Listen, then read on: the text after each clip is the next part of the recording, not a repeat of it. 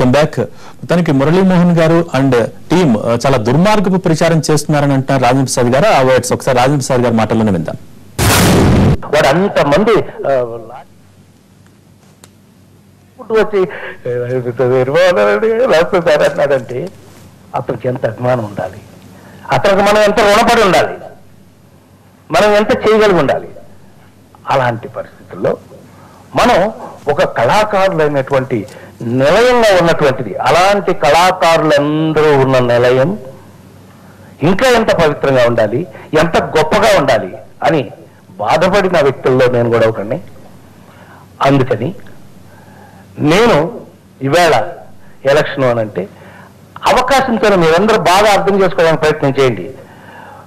Election అయితే నేను నుంచి అలా రాలేదండి మేము. ప్లీజ్ దయచేసి ఏమండి మేడం మీరంటే నాకు చాలా గౌరవం, ఏమండి ఎంపీ గారు మీరంటే నాకు చాలా చాలా గౌరవం, మేమందరం ఎంతో గౌరవించాం మిమ్మల్ని. దానికి ఎందుకని ఇంత పగ కసి ఎందుకు ఎందుకు మీకు విషయం తెలుసా?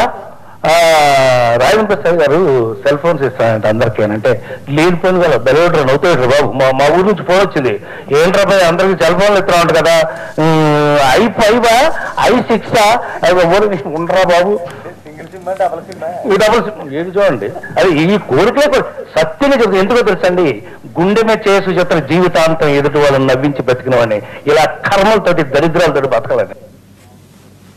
మురళీమోహన్ గారు దుర్మార్గపు ప్రచారం అంటున్నారు, సెల్ ఫోన్లు తీసుకునే దుస్థితిలో మా కళాకారులు లేరని కూడా రాజేంద్ర ప్రసాద్ గారు చెప్తున్నారు. మొత్తానికి వారు మాత్రం మిమ్మల్ని ఎంపీగానే చూస్తున్నారు, మీరు వారిని సోదరుగా చూసినా కూడా వారు సెల్ ఫోన్లు ఇస్తున్నారు అంటున్నారు. మరి మీరేమి ఇస్తున్నారు అంటే ఎలక్షన్స్ అన్నప్పుడు ఇవన్నీ మీరు చేసే కామెంట్స్ కి సంబంధించి రాజేంద్ర ప్రసాద్ గారు చాలా నిర్ధారణ ఏమి ఇస్తున్నారో మాకు తెలియదు. మేము మాత్రం ఎవరికైనా ఇవ్వట్లేదు. మేము మాత్రం we will do wonderful service.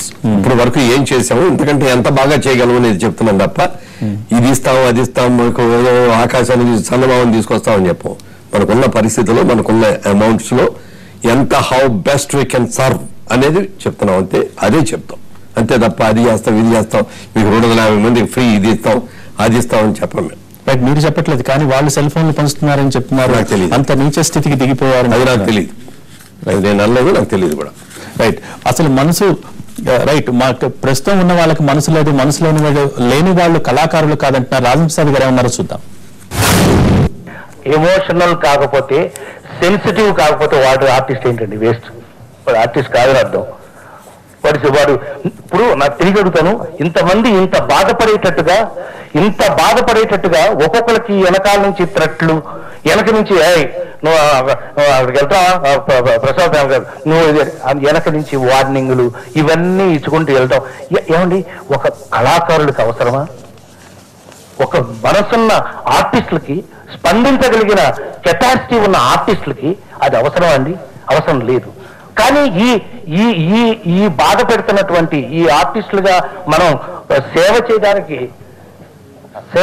వచ్చినట్టు మనకి ఇలా మనసు బాధ పెట్టేటట్టుగా అదేదో ఎలక్షన్ జరగడానికి కారణమైన విషయం అయితే కనుక ఐఎమ్ వెరీ సారీ. వాళ్ళని నేను కళాకారులు అన్నాను, వాళ్ళు శాడిస్టులు అంటారు.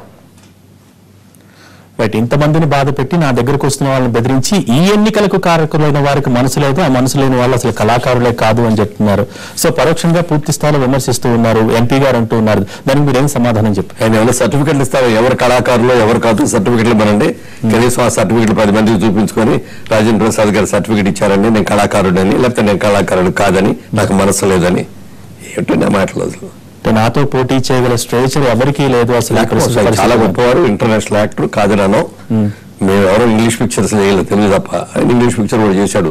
అంత మాత్రం చేత ఒక సినిమాలో చేయగానే ఇంటర్నేషనల్ యాక్టర్ అయిపోతాడా? ఎవరికి కూడా తిరుపతిలో స్థలం లేదు, నాకు ఒక్కడికే తిరుపతి స్థలం రాజప్రసాదం కట్టాను అని చెప్పాను. ఇంటర్నేషనల్ ఫిల్మ్ చెప్పారు, వారు ఏమన్నారు ఒకసారి చూద్దాం.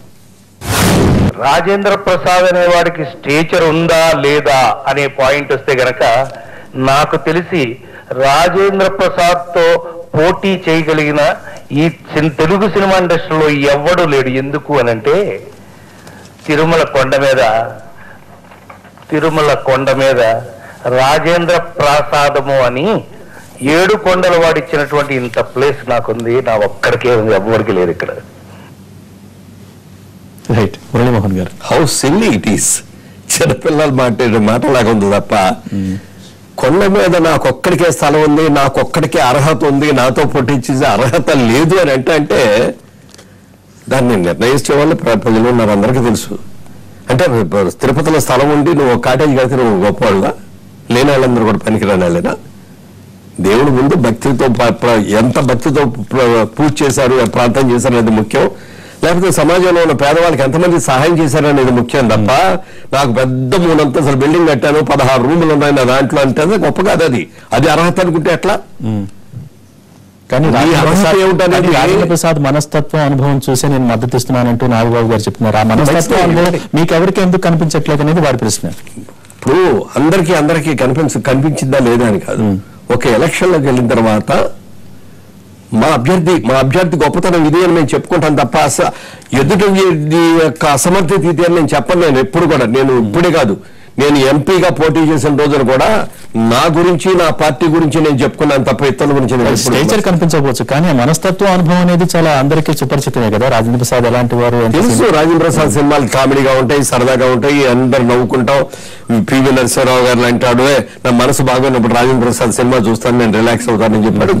Is great, is one of our artist అని చెప్పడం మేము కూడా గర్వపడతాం. రైట్. ప్యానల్ వైపు వెళ్ళటానికి ఎవరు లేరని చెప్తున్నారు, కానీ ఒక్కరిసారి మార్పు తీసుకురావటానికి అని నాగబాబు గారు చెప్తున్నారు. సార్ ప్యానల్ ఎలక్షన్ పోటీ అయిన తర్వాత ఒక ప్యానల్ అనేది ఉంటుంది. గెలిచిన వాళ్ళందరూ నా మెంబర్లే, నేను గెలిస్తే చాలు అని అనుకోండి. ఇది ప్రెసిడెంట్ ఎలక్షన్ కాదు, ఇది ప్రజాస్వామ్యమైనట్టు ఎలక్షన్ లో నీ పార్టీ తరఫున ఎంతమంది నీ ఎమ్మెల్యేలు ఉన్నారు అన్నప్పుడే నువ్వు ముఖ్యమంత్రి అవుతావు.